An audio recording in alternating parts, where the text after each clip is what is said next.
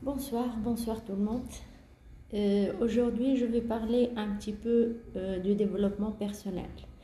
Pourquoi? Parce que j'ai eu pas mal de questions, des personnes qui me posent la question, on voit et on n'arrête pas de voir développement personnel, mais réellement, on ne sait pas ce que ça veut dire. Donc on ne sait pas si réellement on a besoin de cet accompagnement ou on n'en a pas besoin. Premièrement, je dois, c'est-à-dire clarifier un point.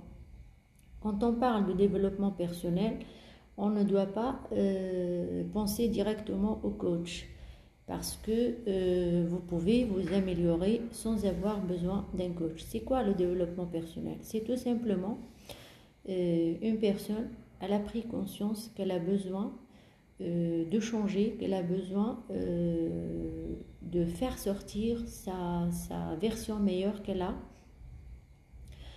Elle a fait une auto-évaluation, elle a fait une petite autocritique et elle a pris conscience qu'elle a des points forts, mais elle a quand même des points à améliorer, pour ne pas dire des points faibles, on va dire des points à améliorer, on reste dans le positif. Donc du coup, elle a décidé de changer bien sûr dans le positif, de changer vers le meilleur. Et c'est comme ça qu'on parle de développement personnel. Donc elle va faire un travail sur soi.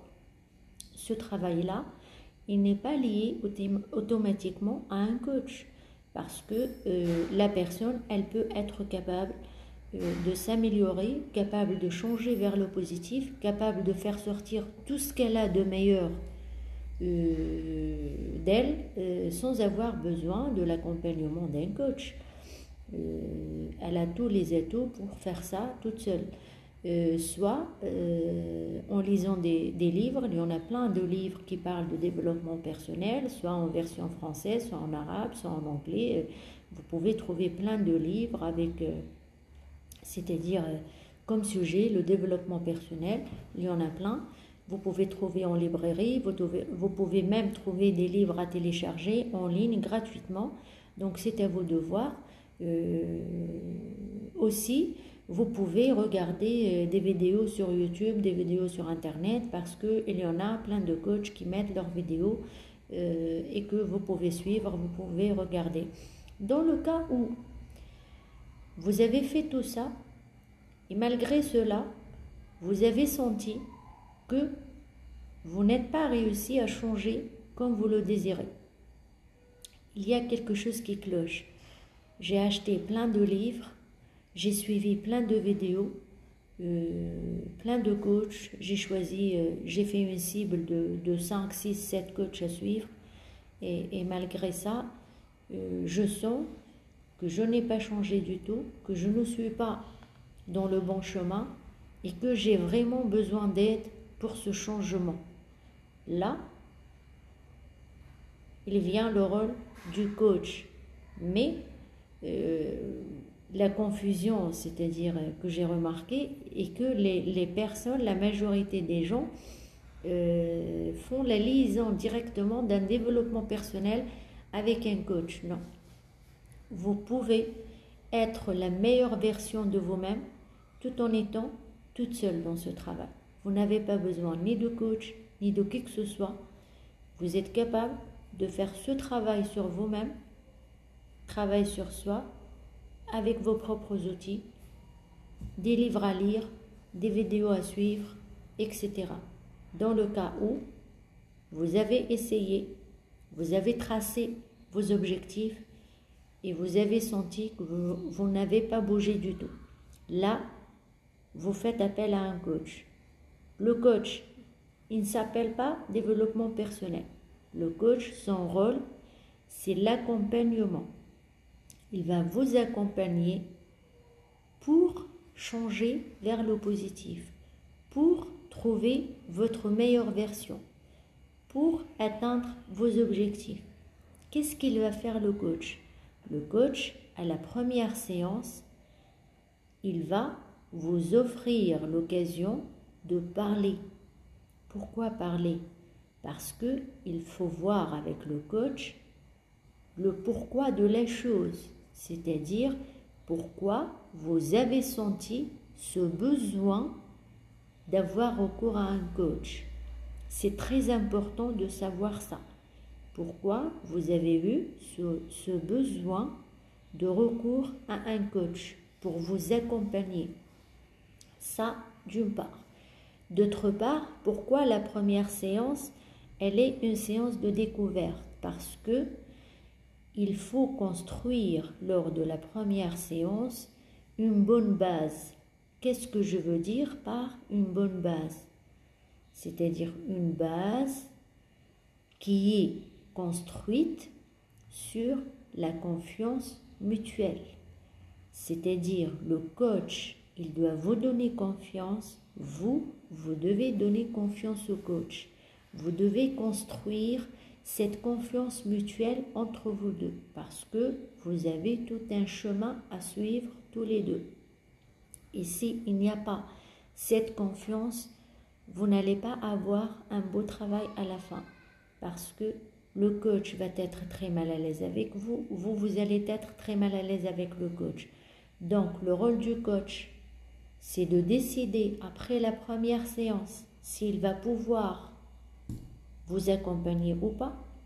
Ça ne sert à rien qu'il laisse traîner les choses jusqu'à la deuxième, la troisième, la quatrième séance. Après, il décide de désister et de dire non, je ne peux pas.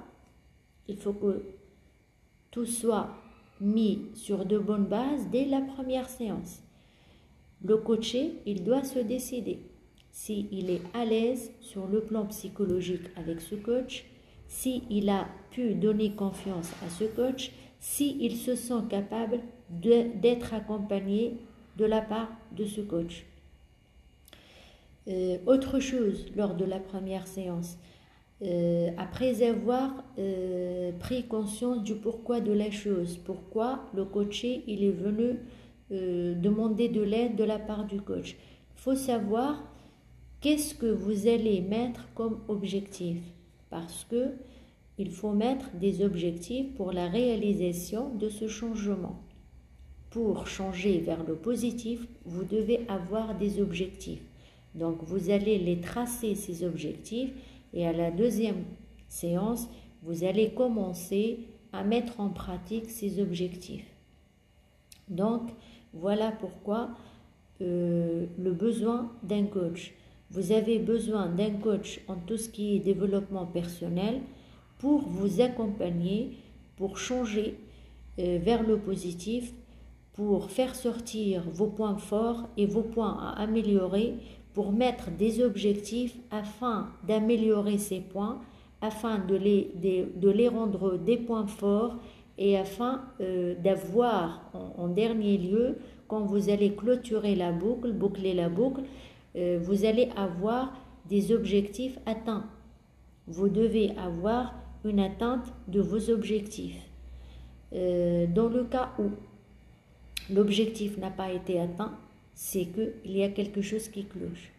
Soit vous n'avez pas mis l'objectif qu'il faut avec les techniques qu'il fallait, soit le coach vous a donné des exercices à faire et un accompagnement à suivre, des choses qui n'ont pas été faites, soit vous n'avez pas été convaincu de la proposition du coach et vous n'avez pas voulu intervenir, et ce qui a bloqué le résultat. Donc vous devez être clair dès le départ, coach et coaché, afin d'atteindre les objectifs et aussi mettre un deadline. Vous ne pouvez pas parler d'objectif sans mettre une date. Un objectif sans une date, on ne l'appelle pas un objectif. L'objectif pour moi, il doit avoir une date d'expiration. C'est-à-dire, je ne peux pas tracer un objectif et dire franchement, j'ai tout mon temps pour le réaliser. Non, là je ne parle plus d'objectif. Je dois mettre une date pour la réalisation de cet objectif. Je dois travailler en mettant dans ma tête, j'ai un mois pour atteindre cet objectif, parce qu'après, je vais tracer un deuxième objectif, tracer un troisième objectif, tracer un quatrième objectif. On est là pour avancer, pour avoir des opportunités dans la vie, pour avoir des objectifs à réaliser. On ne va pas se stabiliser, on ne va pas stagner sur un seul objectif et le mettre au vert. Tu as toute ta vie pour réaliser cet objectif. Non, ce n'est pas possible. Il faut mettre des dates, il faut préciser, il faut mettre en pratique avec plusieurs techniques que le coach il pourra, c'est-à-dire pratiquer avec vous. Le coach, il n'est pas là pour vous offrir les solutions sur un plateau, il est là pour vous aider, pour que vous-même, vous faites sortir tout ce que vous avez de positif de vous-même, tout ce que vous avez de solutions, c'est-à-dire c'est vous-même qui allez trouver des solutions pour vos problèmes. Et je n'aime pas dire problème, des solutions pour vos petits soucis qui vous stagnent, qui vous bloquent, qui vous contrarient, qui vous mettent mal à l'aise. C'est à vous seul de trouver les solutions.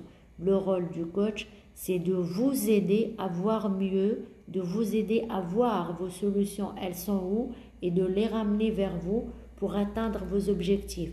Il vous aide, il vous accompagne aussi pour le traçage des objectifs. Comment tracer un objectif, comment le mettre en place, comment mettre en place les techniques nécessaires pour la réalisation de cet objectif, comment trouver les solutions, mais c'est à vous seul d'être autonome et de trouver vous-même la solution. Voilà, ça c'est le développement personnel. Développement personnel, c'est-à-dire le changement vers le positif. Et ce changement, vous pouvez le faire seul, comme vous pouvez le faire par l'intermédiaire de l'aide d'un coach, qu'on appelle un accompagnement du développement personnel. Mais le coach n'est pas là pour vous distribuer des solutions sur un plateau.